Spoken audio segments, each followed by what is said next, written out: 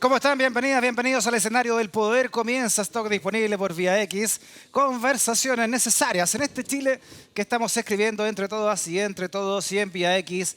En tu propia vía se abre la comunidad del pensamiento para pensar, ¿no? Esta sociedad que estamos haciendo día a día desde todos los ámbitos de la reflexión ciudadana y, por supuesto, en eso la economía política juega un papel fundamental semana a semana, o al menos cuando puede, ¿no?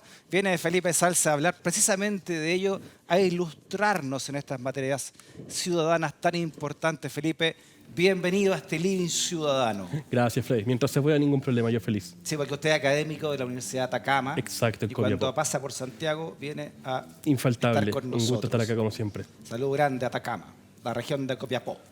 Región de Atacama, ciudad de Copiapó. Va, así. Así es.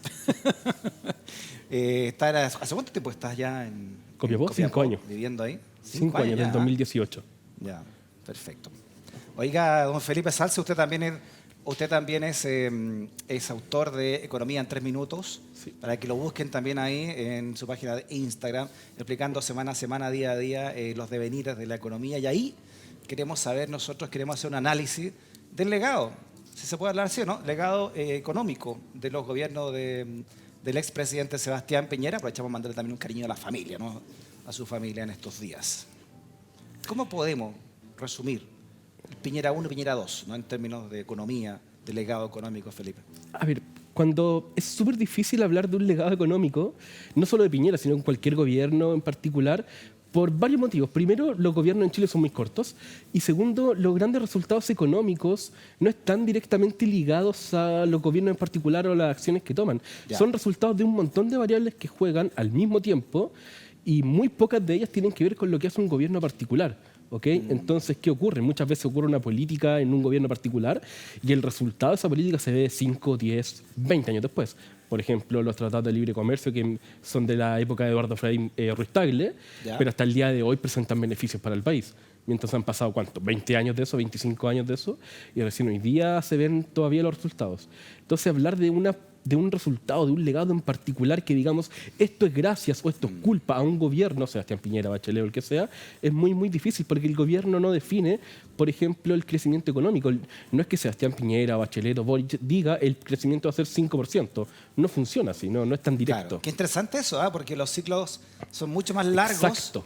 Que los 4 años que dura hoy, ¿no? Una presidencia y puedes tener ciclos más cortos de 2 años, de 3 años, pero que no están relacionados con una política del gobierno en particular, sino con un resultado de un montón de variables, tanto nacionales como internacionales. Exacto. La pandemia es el mejor ejemplo de ello. Claro, y en una economía globalizada como esta, que estalle una crisis en un país importante para nuestra economía, eso repercute obviamente en el gobierno que esté en ese momento a cargo del país, ¿no? Totalmente, sobre todo hoy en día, primero en una época tan globalizada como la que estamos actualmente, y segundo en un país que depende tanto del comercio internacional como Chile. Claro. Chile exporta un montón de materias, sobre todo materias primas, y además importa un montón de bienes. De hecho, siempre se dice cuando China estornuda, Sudamérica se afiebra. Bien, y eso es de esta época, y también es propio de que Chile es una economía que depende mucho del comercio internacional, mucho de las exportaciones y también mucho de las importaciones, porque no producimos muchas cosas, la verdad. Perfecto, desmenuzando entonces, con ese contexto que tú acabas de hacer, los 2 periodos de Sebastián Piñera, trajiste unas gráficas. No son mías, pero...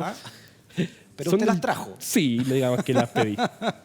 Veámoslas y Felipe nos cuenta en qué consiste entonces estas gráficas que traes al programa. ¿De dónde son estas cifras? Esa creo que es del diario La Tercera. ¿Ya? Con fuente de datos del Banco Central, básicamente. Lo que hace es que resume las principales estadísticas macro de los 4 años de los los 8 años de los 2 gobiernos de Sebastián Piñera entre 2010 y 2013 y entre 2018 y 2021. Claro. El crecimiento del PIB. La segunda columna, que es la inversión. Bien, luego las exportaciones, el PIB per cápita, que quizás es el más importante, la tasa de desempleo y el IPC de diciembre de cada año. Los PIB siempre se miden respecto del año anterior, así que yéndonos al 2020, al 2021, donde se muestra una gran diferencia. Obviamente ahí está tomada la pandemia, ¿no? Menos 6,1, completo retroceso, pero luego, teniendo en cuenta ese retroceso, el año siguiente tienen 11,7, ¿no? Claro, entonces tú tienes en el 2020 una gran contracción producto de la pandemia, tanto por el lado de la demanda y por el lado de la oferta, de un menos 6,1%. Luego viene una recuperación. Los ciclos tienen siempre esta forma más o menos así, ¿ok? Además de eso, en ese caso particular se le sumaron los retiros que impulsaron la demanda en gran medida y eso te hizo crecer más todavía y generó la inflación y todo lo que conocemos hoy día. Pero ¿qué es lo que quiero decir? Cuando tú tienes este ciclo de esta forma, constantemente, bien, tú vas a tener una caída del 6% y luego una recuperación del 10%, del 11% y así. Y eso no ocurre solamente con Sebastián Piñera, sino que ocurre con Bachelet. Exacto. Bien, fue la crisis subprime en el gobierno de Bachelet, estuvo el terremoto en el primer gobierno de Piñera, los resultados de la inflación todavía se ven hasta ahora, recién hasta el 2023. Entonces, en realidad tienen un montón de variables y no son culpa, no son atribuibles al gobierno per se. Bien, o sea, yo creo que ni el más antipiñerista podría decir que la caída del 6,1% es culpa de Piñera. Todos sabemos que hubo una pandemia, todos sabemos lo que pasó, no fue hace tanto tiempo. Y después el despegue de 11,7 Exacto, tiene también que ver fue con la pandemia anterior que estaba claro, primero la recuperación, ¿no? Porque el PIB del año anterior, al caer, la base de comparación es más chica. Entonces es más fácil tener un crecimiento más alto. Exacto. Porque me diferencio mucho de lo que había antes. Y además también en ese caso que fue impulsado por 3 retiros de fondos de pensiones que impulsaron la demanda. Ya, pero las cifras son las cifras. Analicémoslas en ese contexto que tú das, que es muy ilustrativo también para entender la economía política, ¿no? Y cómo se interpreta. El primer gobierno de Sebastián Piñera tuvo un crecimiento en general de 2 algo, ¿no? 2,6% del PIB. ¿El primero? El primero. No, casi el 5. primero fue 5,4 y el segundo fue 2,6. Exacto, ¿ya? Sí, exacto. Pero claro, eso tiene que ver, de nuevo, es que es imposible, o sea, yo sé que las cifras son las cifras y nos vamos a centrar únicamente en eso, pero abstraerlas del contexto en el que están es muy difícil y de hecho incluso sería incorrecto. Por ejemplo, ¿qué pasa en el primer gobierno de Sebastián Piñera o incluso antes del primer gobierno de Sebastián Piñera?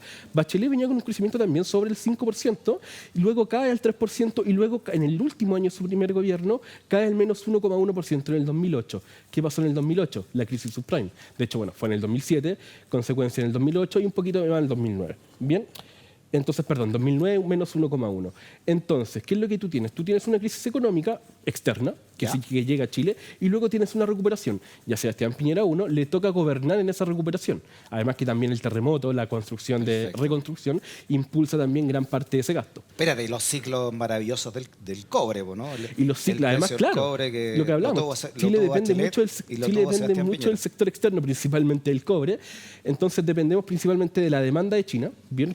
Porque ni siquiera dependemos de cuánto queramos. No es que nosotros querramos producir más o menos cobre, sino cuánto nos demandan. Y además dependemos, por supuesto, del precio del cobre. ¿Bien? Y el precio del cobre se determina por un mercado completamente internacional en el que nosotros somos parte, pero no somos el único. Veamos la siguiente gráfica que nos trajiste, Felipe, tiene que ver también con el PIB, lo que estás hablando. Este es por habitante, por supuesto, en democracia, ¿no? Desde que comenzó el año 90 hasta el 2003. Interesante esto. Claro. También en el diario Tercera, lo que se llama el PIB per cápita, aunque eso está en términos nominales. Bien, lo que nosotros analizábamos antes no era el PIB por habitante, era el PIB real, pero en términos reales, descontando la inflación.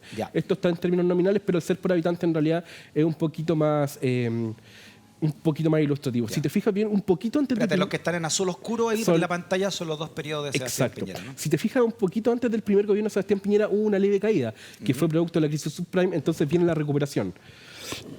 2009. Exacto. Bien. Y luego, si te fijas en el segundo gobierno, también hay una caída constante del PIB por habitante, incluso antes de la pandemia. Bien. En 2020, 2019, 2018 hubieron caídas en el PIB per cápita de Chile. Bien. Y eso no tiene que ver con la pandemia, tiene que ver con un ciclo primero expansivo y luego contractivo. Es complejo analizar entonces la economía de un gobierno.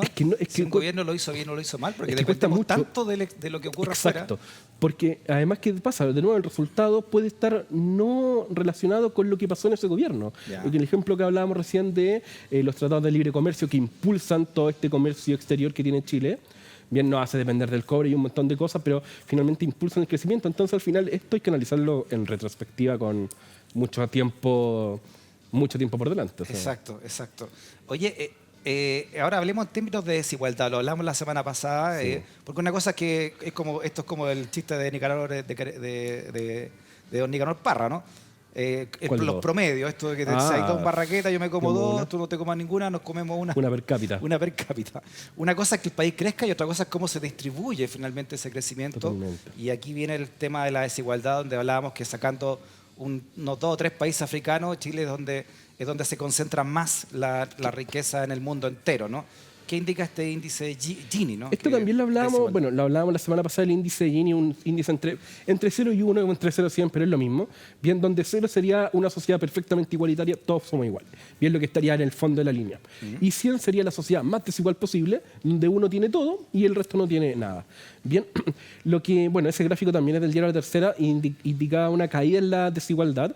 La caída de la desigualdad en último tiempo en los gobiernos de Sebastián Piñera es la línea que está prácticamente recta al final. ¿Ya? Bien, que en realidad sí es cierto, cayó la desigualdad en los gobiernos de Sebastián Piñera. No por una política atribuible específicamente a él, hubieron cosas buenas, bien, pero no algo específico, digamos, esto va a reducir la desigualdad hoy día. No, eso no pasa. En el largo tiempo y en realidad es la evolución de algo constante. Entonces, si te fijas, hubo una gran caída a fines de los 90 y luego una caída mucho más paulatina en la década de los 2000. ¿Y a qué se debe esa caída? Entonces? Esa caída se debe principalmente a aumentos de los sectores más bajos, aumentos del sueldo mínimo, aumentaron los ingresos reales, lo cual igual es cierto, aumentó el poder adquisitivo de los más pobres, y eso te va disminuyendo la desigualdad. Efectivamente, Chile no es tan desigual como en los 80, eso es cierto. Bien, aún, a pesar de eso, aún somos uno de los países igual más desiguales del mundo, como hablábamos la semana pasada, con mayor concentración de riqueza, y tenemos un montón de problemas, estamos claros, pero la desigualdad ha caído. No tan lento, tampoco también es cierto, ha caído relativamente rápido, pero es porque antes estábamos muy arriba. Entonces, cuando estamos muy arriba, es mucho más fácil que la desigualdad caiga rápidamente. Entonces, la desigualdad bajó por política, digamos, del Ejecutivo, ¿no? La desigualdad disminuye por políticas del Ejecutivo y también por una evolución de la economía que sale de una dictadura y vuelve a una democracia. Entonces, aumentos del sueldo mínimo, distintas políticas laborales, sobre todo, son los que hacen disminuir la desigualdad. De hecho, el índice Gini que está ahí, se calcula con los ingresos autónomos de las personas, que son ingresos de trabajo, ingresos de pensiones, pero no incluye todo lo que son transferencias del Estado. Bien, hay muchas formas de calcular el índice Gini. Esa quizás no es la única, ni quizás ni siquiera la más indicada, pero esa es la que publicó el diario La Tercera, bien, con estos ingresos autónomos de las personas que vienen principalmente de su propio trabajo, pensiones para los jubilados, cosas de ese estilo. ¿Qué pasa cuando se cambian los mecanismos o la manera de llegar a estos guarismos del desempleo, de la pobreza o de la desigualdad? Cuando se cambian dentro de un gobierno. Recuerdo, por ejemplo, este titular. Dale. Esto lo sacaba CIPER el año 2012, Okay. cuando dice experto de CEPAL le informó al presidente que la baja en la pobreza no era significativa. Bueno, nota que escribía Mónica González con Juan Andrés Guzmán. Hay que también estar atento, me imagino, a esto. Sí, es que eso no es un guarismo, la verdad. No hay una... Mira, afortunadamente en Chile, que se sepa al menos, no hay una manipulación de información donde se mienta sobre el desempleo, el INE. Claro, hay detalles y de hecho podemos conversar de eso. El tema es cuando se habla de que no es significativa, se refiere a un término estadístico. ¿Qué ocurre? Cuando tú tienes un indicador, cualquiera sea, en este caso la pobreza, que baja, por ejemplo, del 5 al 4,98, bien, la diferencia es tan pequeña que se puede ver a un tema estadístico. ¿Qué es lo que ocurre? Para calcular la pobreza, los ingresos, el desempleo, etcétera, se ocupan muestras. No se entrevista a todo Chile. No, el INE o la CACEN, que no la hacen INE, no entrevista a todo Chile todos los años ni todos los meses, sino que entrevista a una muestra específica. ¿Bien? Y esa muestra tiene que ser representativa, cumplir un montón de propiedades. No es que esté mal hecha, ¿bien? Pero tiene que cumplir ciertas propiedades. ¿Ok? ¿Qué ocurre? Cuando tú tienes un periodo 1 y un periodo 2 cualquiera, y la diferencia es tan pequeña, existe la posibilidad que esa diferencia pequeña se deba a que la muestra está seleccionada, no a propósito, sino que justamente esas muestras son distintas, pero que la población en realidad no haya cambiado. Porque la diferencia es tan pequeña que no me permite asegurarlo. Y los cambios, por ejemplo, en la medición de la empleabilidad o las cifras de cesantía. Claro, a ver, lo que hace el INE es que no solo el INE, sino que lo hace todo el mundo y eso viene por la Organización Internacional del Trabajo, la fórmula de calcular el desempleo es los desocupados, bien, que son las personas sin empleo, que están buscando empleo, eso es súper importante, bien dividido la fuerza de trabajo, y eso se ocupa en prácticamente todo el mundo y esa es la indicación que da la OIT en todo el mundo. Bien, la fórmula no ha cambiado nunca, pero lo que sí pueden cambiar son detalles de cómo hacer la muestra, de cómo calcular la muestra, un montón de cosas, pero la fórmula en realidad viene siempre siendo lo mismo. El INE, de todas maneras, a ver, en Chile afortunadamente somos muy responsables en eso, y el INE todos los manuales metodológicos los muestra, hay un montón de transparencia en ese sentido de cómo se calcula, tiene un montón de tecnicismos, por supuesto, pero esa información está disponible sin problema. Sí, el INE es un organismo que es respetado internacionalmente, nuestro INE, nuestro Instituto Nacional de Estadística. Sin embargo, en uno de los gobiernos de Piñera hubo un cambio de metodología, ¿no? O de mecanismo de cómo se medía el empleo. Lo que pasa es que en el cambio en el gobierno de Piñera 1 en el 2010, claro, se cambió la encuesta nacional de empleo a la que se llama la nueva encuesta de empleo, pero Es no la que fue... se usa hasta ahora, se quedó para Exacto, se siempre ocupa así, hasta ¿no? ahora. Pero, digamos, no hubo un cambio en la forma de calcular, sino que los mecanismos se van modernizando en el tiempo. Ya. Y eso también se hace para que se tenga mayor representatividad. Bien, entonces, ¿qué es lo que hace? La nueva encuesta de empleo se hace todos los meses, es representativa a nivel trimestral, pero tiene información por género, por región, bien, por sector económico, por tipo de ocupación, formales, informales. Por ejemplo, la información de los ocupados informales se incorpora recién en el 2017. Entonces, todo esto se va mejorando en el tiempo. Y también tiene que ver con un motivo un poco práctico que tiene que ver con que hacer esto, por ejemplo, muy bien, o hacerlo perfecto, hacerlo a cada rato, es caro. Entonces, hoy día no tenemos quizás tanta plata, lo hacemos de esta manera, pero en el futuro podemos estar mejor. Incorporamos nuevos elementos. Trajiste también, para entender, dentro del marco de lo que estamos hablando de la economía, un libro de un pensador a estas alturas, ¿no? Un economista surcoreano, Sí. Han Jung-chang, ¿no? Exacto. Las 23 cosas que debes saber del capitalismo. Ahí está, lo que no te cuentan sobre el capitalismo, un libro que a ti te marcó, está bueno en la puerta de un programa del Perro Chico, ¿no? ¿Qué resume este libro también para entender la economía que estamos viviendo? Sí, bueno, justo en la página de Instagram que tú presentabas al principio subo una especie de resumen de libros de vez en cuando y justo subí este libro el día lunes. 23 cosas que no te cuentan del capitalismo, este economista surcoreano famosísimo. Bien, básicamente lo que hace es desmitificar algunos elementos, ¿ok? Por ejemplo, el tema de los mercados libres, el tema de que Estados Unidos es la economía más desarrollada del mundo, bien, un listado de cosas. Cada una de esas 23 cosas es un capítulo del libro, es bastante entretenido en ese sentido. Bien, pero cuenta muchas cosas que la gente cree, o que la gente piensa que son siempre reales y que en realidad no son así.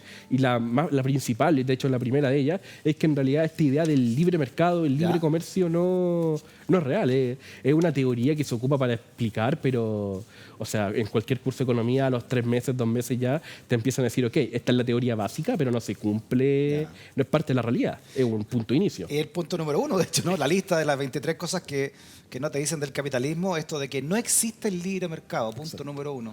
¿Por qué no existe el libre mercado? Cuando uno habla de libre mercado no se refiere a que dejar que las empresas hagan lo que quieran, no tiene que ver con eso. ¿Ya? Cuando uno habla de un libre mercado, una competencia perfecta, es, digamos, el ideal de la economía a alcanzar. Ya. ¿Bien? El tema es que eso tiene muchos requisitos. Tiene que haber muchos compradores, muchos vendedores, no tienen que haber externalidades, tiene que haber información perfecta, tiene que haber no tienen que haber barreras de entrada o libre entrada y salida de empresas, que se le llama. Tiene que haber un montón de requisitos. Bien, entonces que se cumplan todos esos requisitos es prácticamente imposible. Sobre todo en un mundo de hoy, porque las economías están muy reguladas. Bien, y no me refiero a que el gobierno esté encima tuyo viendo qué haces, pero tú tienes que pagar impuestos, tienes que pedir un permiso. Entonces esas pequeñas barreras ya te van diciendo, ok, este mercado no es completamente libre, tiene barreras de entrada, no cualquiera puede llegar y vender. Yo no puedo llegar y colocar una clínica. Claro. Primero, porque no tengo la plata. Exacto. Segundo, porque no tengo idea cómo se hace una clínica. Todo tiene regulación, Exacto, finalmente. todo si tiene no, no regulación, funciona. más o menos. Y de hecho, bueno, el libro es muy enfático en decir, esto no es malo. O sea, tenemos que Sí. regular que, por ejemplo, que Felipe Salcer no pueda colocar una clínica porque no tiene idea qué va a hacer. Claro, y la desregulación se llama neoliberalismo, como lo está sufriendo Chile en muchos aspectos, ¿no? Que es la economía que teníamos en los Que es la 80. economía que teníamos 80 y que seguimos teniendo en varios aspectos aún. Ha Jung-chang piensa de la siguiente forma. Mira. So actually, the very definition of free market is political. Free market economists like to tell you that politics should be kept away from economics because it will keep interfering with the market rationality. It will make it inefficient. But actually, the very definition of the boundaries of the market, who can participate, what can be sold and bought, how they can be sold and bought, these are all politically determined. Interesante, ¿eh? Este pensador que hace charlas como esta en todo el mundo. ¿Ya? Sí, es súper conocido este economista, en realidad hace charlas, hace clases. Sí. Sí, no. Pues te digo pensador porque ya más economista nos enseña a reflexionar sobre la sociedad en que estamos insertos todos, ¿no? Y como él dice que esto es una definición política, finalmente, lo que es libre mercado. Claro, ideológica, ¿no? Es cómo funciona al final. Lo que pasa es que, para bien o para mal, la política al final te define hasta cierto punto las reglas del juego. Y cuando están definidas las reglas del juego, tenemos que definir, ok, cómo vamos a hacer economía, qué vamos a producir, dónde lo vamos a producir, a qué precio, y todo eso, toda esa interacción, bien de muchas personas, se determina con las reglas que ya existen. Oye, leamos alguna de las 23 cosas, no vamos a alcanzar a hablar de todas, porque, bueno, hay que comprarse el libro, búsquenlo por ahí, obviamente también está en castellano, ¿no? Sí. Por ejemplo, el punto 2 dice que las empresas no deberían ser dirigidas en el interés de sus propietarios. ¿Qué te parece a ti eso? Hasta cierto punto tiene sentido. De hecho, hay muchas economías que, que no es que, no es que les digan lo que tienen que hacer, pero la empresa no puede hacer lo que quiera. Eso es básicamente. O sea, tú no puedes producir, voy a inventar, tú no puedes colocar una empresa para vender órganos, por muy rentable que pueda ser. Exacto. Que seguramente lo puede hacer. Bien, pero no, alguien va a Que estar fue la polémica de Milei. ¿Te acuerdas que le preguntaron a Milei cuando era candidato? Le preguntaron Esto de muchas cosas. venderlo todo, de ser libre todo, ¿cómo se llama? El libertario Sí. acérrimo, ¿no? Libertario. Y dijeron, bueno, usted vendería órganos y no supo qué responder, pero claro. Es que claro, o sea, Hay la un idea de límite libertad es que tú puedas ético, vender lo ¿no? que quieras, pero hay alguien encima tuyo que te diga, ok, mire, usted por muy rentable que pueda hacer esto, usted no puede vender esto, usted no puede vender drogas, usted no puede vender órganos, usted no puede vender niños, cosas que para nosotros tienen todo el sentido del mundo. Claro. Pero claro, el libre mercado por sí solo como que en realidad te lo permite, porque, a ver, hay mercados ilegales, hay mercados negros donde se venden estas cosas, por supuesto, si no, no existirían. Pero es la ilegalidad, por supuesto, no dentro es de la el tema. legalidad, ¿no? Es el Oye, la mayoría de la gente dice punto 3, en los países ricos cobran más de lo que deberían ser. Y acá hay un punto 4 que dice que la lavadora ha cambiado más el mundo que la internet. Eso tiene que ver literalmente, el término, la incursión de la lavadora y todo esto de electrodomésticos, lo que hacen, tienen gran responsabilidad en la incorporación laboral de la mujer. ¿Bien? En la época que se instalan, por supuesto, ¿bien? A principios del siglo XX. Entonces, todos esos elementos que van ayudando a la parte doméstica hacen que la mujer pueda ir incorporándose lentamente al mercado laboral, y eso ya explota definitivamente en Estados Unidos con la Segunda Guerra Mundial. Claro, y bueno, y la guerra, la Grande Guerra, Primera y Exacto. Segunda Guerra Mundial, donde las mujeres también, por necesidad, tuvieron que Claro, porque los hombres ir a estaban en la trabajar donde guerra, estaban los hombres, entonces ¿no? gran parte de las mujeres se incorporan al mercado laboral, bien, en Exacto. esa época. En Chile fue un poquito más tarde, Chile no participó activamente en la guerra. Mira que bueno el punto 5. Asume lo peor de la gente y obtendrás lo peor. Está bueno eso, ¿eh?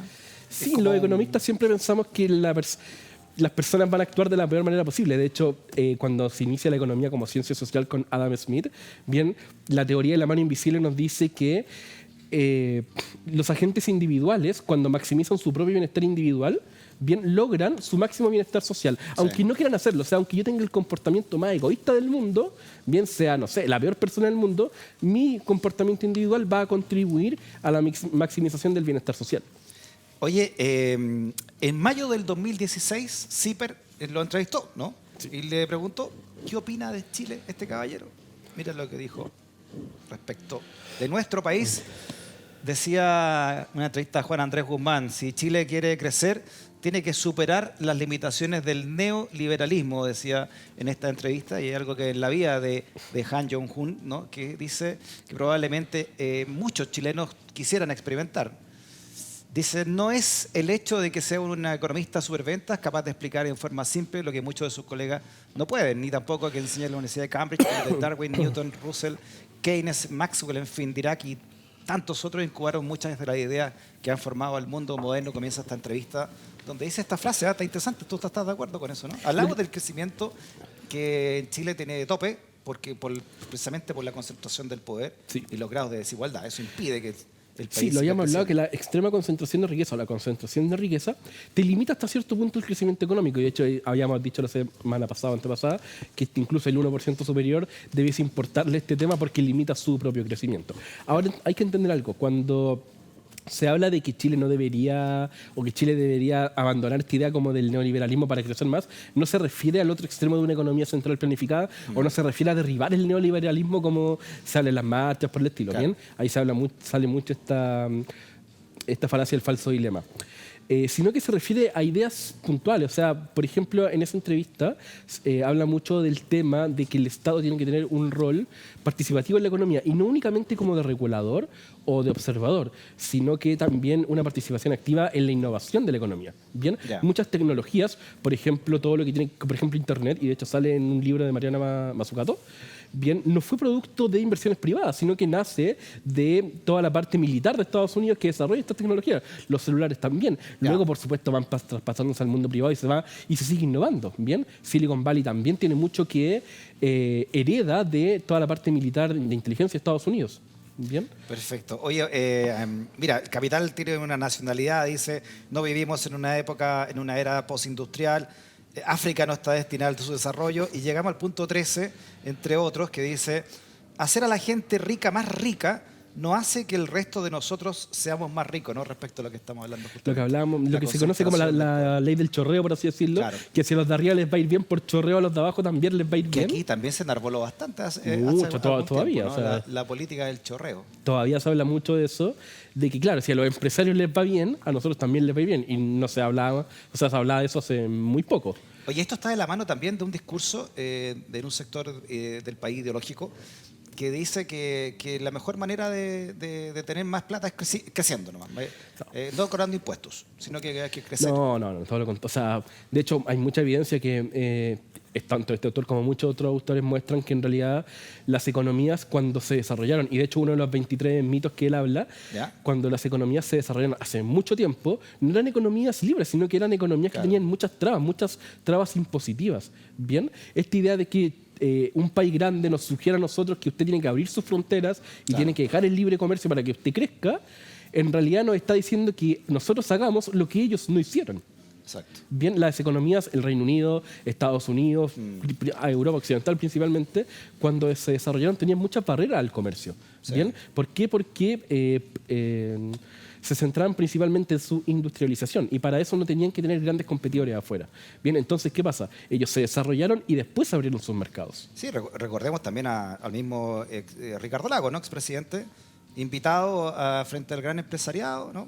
Y él dice ahí, lo importante aquí es crecer, todo lo demás música.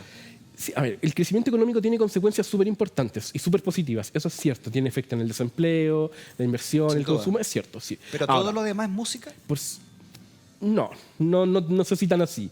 Pero obviamente hay otras cosas más importantes que el crecimiento económico. El crecimiento económico no lo es todo. Es importante, sí, pero obviamente hay detalles. Sueldo mínimo, bien. Por ejemplo, si uno ve las cifras de cómo creció el sueldo mínimo en los últimos tiempos por gobierno, bien, se van a hallar una sorpresa en cuál creció más y en cuál creció menos. Bueno, no sé si es una sorpresa, pero eso sí tiene que ver con los gobiernos Sí. y sí tiene que ver con el bienestar de las personas, que es lo que finalmente Sí. importa. De hecho, en la misma entrevista que tú mostrabas de Zipper, este economista surcoreano, menciona que el país que más creció entre 2000 y 2010, creo que fue Guinea Ecuatorial, en el centro de África. Ya. Y nadie anda diciendo que Guinea Ecuatorial es el país desarrollado o el milagro de Guinea Ecuatorial. Nadie se va a ir a vivir allá porque haya creció como el 18%, el doble de cifras de China. Oye, además hay muchas voces, colegas tuyos, economistas importantes, que ya están hablando también de redefinir la palabra crecimiento. Que no sea solamente el crecimiento económico que va a terminar destruyendo al planeta, ¿no? Porque si todos los países quieren crecer, eso es a costa, por supuesto, de materias primas y de destrucción del medio ambiente en muchos casos. Sino que también hablar del crecimiento, y que esté también reflejado en los índices, el crecimiento social, por ejemplo, ¿no? El crecimiento cultural, el crecimiento humano, que tienen que tener también las sociedades, ¿no? De la mano del económico, por supuesto. Es que ese es el tema. A ver, primero, el crecimiento económico no lo es todo. Y en eso debiese haber un consenso casi total. Y eso ocurre porque el crecimiento económico o el Producto Interno Bruto, que es como se mide, deja muchas cosas fuera. Entre ellas deja cosas fuera como las externalidades, la desigualdad y un montón de cosas. O sea, por ejemplo, Guinea Ecuatorial, ¿cómo creció tanto? Porque encontró petróleo. Bien, tú tienes países con un gran crecimiento que venden muchos productos, pero tienen a niños trabajando en las fábricas. Perfecto. Entonces, ahí, ¿qué es lo que tú quieres? Bien, ¿a qué tipo de sociedad apuntas? Tú puedes crecer mucho. Ya. A ver, las economías en el siglo XVIII, siglo XIX crecían mucho, pero prácticamente tenían trabajadores al borde de la esclavitud. Bien, Sí, o claro, sea, así es re fácil crecer. hacía re fácil crecer. Entonces, ok, ¿hasta qué punto nos vamos a preocupar del crecimiento? O los chinos, digamos, las leyes laborales que puedan o no puedan Tailandia, haber ahí. todo lo que es Si sudeste es democracia, asiático, una dictadura, digamos. África, bien, entonces, a ver, los ejemplos son infinitos. Entonces, ¿hasta qué punto el crecimiento es lo más importante? Claro. Y ahí, por supuesto, el país es el que marca el límite. O sea, ¿esto lo voy a aceptar o esto no lo voy a Exacto. aceptar? O si ¿Bien? Brasil quiere crecer y termina destruyendo el Amazonas, como, Claro, por supuesto. como ocurrió con Bolsonaro, ¿no? Cuando depende de las políticas que pueda tener o no pueda tener. Claro, a o sea, favor. es súper fácil destruir la conservación. tu paisaje, el medio ambiente, los recursos naturales, los podemos explotar y podemos destruir Claro. todo entre medio. Y claro, vamos a crecer económicamente, es cierto. Pero obviamente eso tiene un montón de consecuencias, lo que en economía se llaman externalidades. Ahora el punto, esas externalidades también las podemos aproximar a un monto de dinero y ver, ok, esto, ¿sabes qué? Quizás esto es más importante, o tenemos que crecer, pero también tenemos que tener cuidado en este tema. No podemos llegar a pasar a llevar leyes laborales, no podemos devolver a los niños a las salitreras porque hoy día no tiene ningún sentido. Eso es lo grave del guarismo, de la cifra fría, porque podemos decir, ya, tal gobierno chileno, no sé, crecimos al tanto, pero si eso se hizo, por ejemplo, a costa de aprobar Dominga, ¿ah? O a costa de aprobar que se siga la destrucción de los glaciares en beneficio de la minería, en fin, ¿no? Sí, o sea, mira, o más salmonera en el sur que siguen contaminando. Mira, es que las variables económicas son importantes y es cierto que tienen una consecuencia súper relevante en la economía. O sea, con un mayor PIB per cápita, con mayores ingresos, podríamos tener mejores servicios sociales si los mejoráramos, o si el destino de ese PIB fuera mejorar esos servicios como educación, salud, la educación gratuita, que mal que mal se hace con plata, o sea, digamos las cosas como son. La salud también al final es con plata. Entonces al final es importante, es cierto. Es súper importante. Es súper importante. Pero a costa de qué. Pero claro, ¿hasta qué punto? Entonces, las otras cosas quizás también son importantes. Mira, había un dicho, no con el crecimiento económico, sino que cuando la gente se preocupa mucho del dólar. No recuerdo dónde lo escuché. Pero si nos preocupáramos únicamente del precio del dólar, todavía tendríamos niños en los salitreros. Porque claro, hay políticas económicas que van del lado más social, que van a tener un impacto, digamos, en la economía negativo. Mira, el mejor ejemplo es la esclavitud. Totalmente. Que llegó a haber una guerra civil en Estados Unidos, ¿no? Entre los sureños que decían que quién iba a trabajar en los campos y los del norte que decían que había que terminarlo. En Chile pasaba o la educación primaria obligatoria en Chile, cuando habían sectores que decían, bueno, si estudian los niños, ¿quién va a trabajar las tierras, ¿no? Si van a dedicar todo a estudiar. No hay que mirar tan lejos, no hay que mirar tan lejos ni tan atrás. Las cosas, esas mismas cosas, ok, no tuvimos esclavitud en Chile tan directa, no tuvimos una guerra civil de ese tipo, pero detalles como eso, conversaciones o argumentos como eso, ocurrieron en Chile y no hace mucho tiempo. O sea, hay que recordar muchos de los argumentos cuando se discutían las 40 horas, que Chile no iba a poder participar en la Copa América. Exacto. Entonces, hoy en día parece burdo. Sí. Bueno, siempre fue burdo. Pero son argumentos de políticas de no hace mucho tiempo. ¿Hace cuánto fue? 5 años. Claro, 3 años. están a la vuelta de la esquina, ¿no? O sea, a la vuelta de la esquina. Oye, de estas 23 cosas entonces que no te dicen sobre el capitalismo, danos tus preferentes. La primera, o sea, el tema del libre mercado, lo que se conoce como competencia perfecta, y lo que tiene que ver que ese autor explaya mucho más en otro libro que se llama Retirar la escalera, que estos países hoy en día desarrollados, creo que es la segunda, estos países hoy en día desarrollados no siguieron políticas de libre mercado, de libre comercio internacional, como nos sugieren hacer ahora, bien, sino que tenían medidas proteccionistas, Estados Unidos, Reino Unido. Punto 7. Creo. Las políticas de libre mercado rara vez hacen ricos a los países pobres. Esa misma. Los países hoy en día desarrollados, Europa Occidental, Estados Unidos, Reino Unido sobre todo, tenían políticas proteccionistas, muy proteccionistas. Bien, entonces, ¿qué ocurre? Estos países se desarrollan con medidas proteccionistas, abren sus mercados luego de eso, y ahora, 100 años después, 200 años después, le dicen al resto de los países, oiga, si usted se quiere desarrollar, tiene que abrir sus mercados. No haga lo que yo hice, sino que abra sus mercados. Y de hecho ya igual la conversación ya cambió, sino que está el mito de que estos países se desarrollaron gracias al libre comercio, lo cual toda la evidencia muestra que en realidad no fue así. El otro libro se llama Retirar la escalera, es súper interesante y hace referencia a esta idea de que los países desarrollados como que subieron una escalera, pero luego sacaron esa escalera. Para que ustedes no fueran desarrollados, ¿sabes qué? Usted ahora va a tener que hacer otra cosa. Porque si no la hace, no va a haber tratado de libre comercio, no va a haber préstamo internacional. Entonces no es solamente una sugerencia, sino que hay presiones para que se hagan determinadas políticas. Eso Buen libro, interesante ahí la sugerencia que nos dejas para este verano, Felipe Salce. Sí. Oye, ¿han subido los sueldos en Chile? No me lo responda. Hacemos una pausa, seguimos con esta economía en 3 minutos junto a Felipe Salce. Vamos y volvemos. Está claro. Muy bien, seguimos reflexionando y aprendiendo, por supuesto, con Felipe Salce. Felipe, te dejaba yo la pregunta si realmente han aumentado los salarios, los sueldos en Chile a raíz de este titular. Mira. Sueldos ajustados por inflación vuelven a subir, dice esta nota, en diciembre, y 2023 cierra con un alza acumulada de 3,6%. Las remuneraciones reales anotaron 10 meses consecutivos de subida. ¿Estás de acuerdo tú con este análisis? ¿En qué consistiría? Es que en realidad no es una opinión, sino que un índice matemático, digamos, evidencia empírica. No, pero hemos aprendido nosotros que todos los índices son interpretables en economía, sobre todo. No es interpretable, pero a ver, ¿a qué se debe? Primero, las remuneraciones. Este índice se llama Índice General de Remuneraciones. ¿Bien? Ya. Lo que hace es que calcula las remuneraciones, esto es importante, por hora de los trabajadores de empresas de más de 5 trabajadores, 5 o más, de ahí hacia arriba. ¿Bien? De sector público y sector privado. Bien, esto se hace todos los meses. Bien, ¿qué es lo que ocurre? Estas remuneraciones por hora en realidad tienden a subir. El punto es si esa subida o esa alza es mayor o menor a la inflación. Claro. ¿Ok? Eso es lo importante al final. Entonces ahí hablamos ya de poder adquisitivo y no hablamos de cantidad de billetes, porque tener un lote de billetes que no te sirve para nada no tiene ningún sentido. Bien, entonces, ¿qué ocurre? Cuando empezó a disminuir la inflación, este aumento en las remuneraciones fue mayor que el aumento en la inflación. Entonces mi poder adquisitivo aumentaba. Y ahí están los 10 meses consecutivos que decía la nota. Ese es el aumento real de la remuneración. En los últimos 10 meses el aumento real ha sido positivo, o ha habido un aumento real. ¿Por qué? Porque el aumento en la cantidad de billetes ha sido mayor que el aumento en la inflación.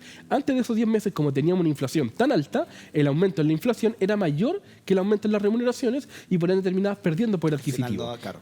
¿Qué resultó al final ya, sumando y restando? En diciembre, si tú comparas diciembre de 2023 con diciembre de 2022, descontando por la inflación, estas remuneraciones por hora crecieron un 3,6% en términos reales en poder adquisitivo. Y esa es la cifra que muestra que viene del INE. Que es lo que viene del INE y que es lo que nos interesa y que también, de alguna manera, no sé si refleja o no esta gráfica también que nos trajiste, Felipe, para que lo expliquemos, ¿no? Esto, índice de remuneraciones reales de diciembre del 11 en adelante.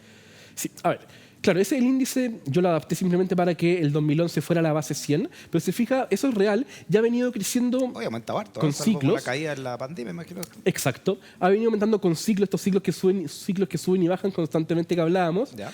Bien, pero con una tendencia al alza sostenida. Esto habla de una economía que va creciendo, que va Esto habla de una economía sana. que va aumentando las remuneraciones. Sí, Perfecto. exacto. Ya. Bien, ha venido creciendo, salvo en pandemia, por supuesto. ¿Por qué? Por el aumento en la inflación. ¿Ok? Entonces eso te muestra la caída al final del último tiempo y hoy día tenemos un índice que en ese cálculo es de 122,3 comparado con el 100 de diciembre del 2011. Entonces, ¿qué nos permite eso a la rápida? Decir que si yo comparo diciembre del 2023 con diciembre del 2011, las remuneraciones por hora, en términos reales, han aumentado un 22,3%. Casi un Ahora, cuarto. esto también va de la mano con muchas luchas de los de trabajadores y trabajadores también en beneficio de su No, y tiene que ingreso, ver ¿no? con aumentos principales del sueldo mínimo. O sea, lo habíamos hablado un poquito. La economía ha subido mucho el sueldo mínimo y sobre todo en el último tiempo, en los últimos 2 años, había un aumento sostenido del sueldo mínimo tanto en términos nominales como en términos reales. En los gobiernos de Sebastián Piñera no fue tanto el aumento. Con Bachelet andaba por ahí y en principio en los 90 también aumentaba bastante el sueldo mínimo. Pero en este último tiempo sí ha habido bastantes aumentos en términos nominales y como bajó la inflación, esos aumentos se van a traspasar a aumentos reales de manera muy, muy importante. ¿Te ha gustado el manejo que ha hecho el Banco Central Totalmente. de la inflación? Sí, logró contener la inflación.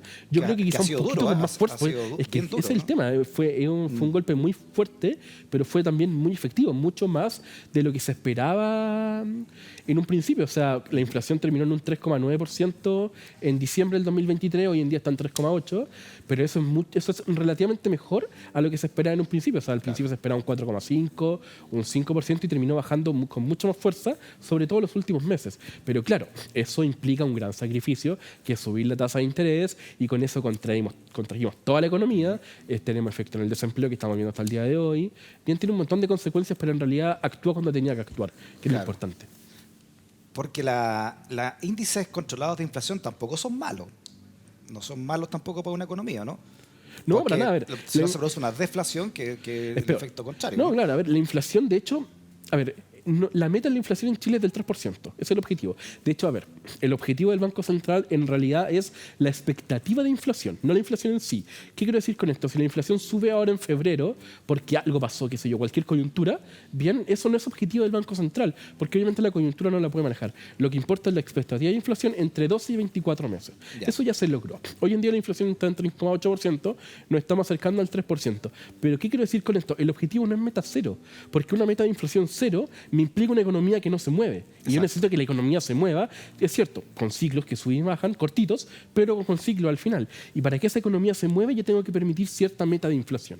De hecho, mira, justamente este autor, no sé si pero se critica mucho hoy en día que quizás, a ver, hay un consenso en que la hiperinflación es mala. Argentina, Venezuela, muchos países la han sufrido, Chile también en su tiempo.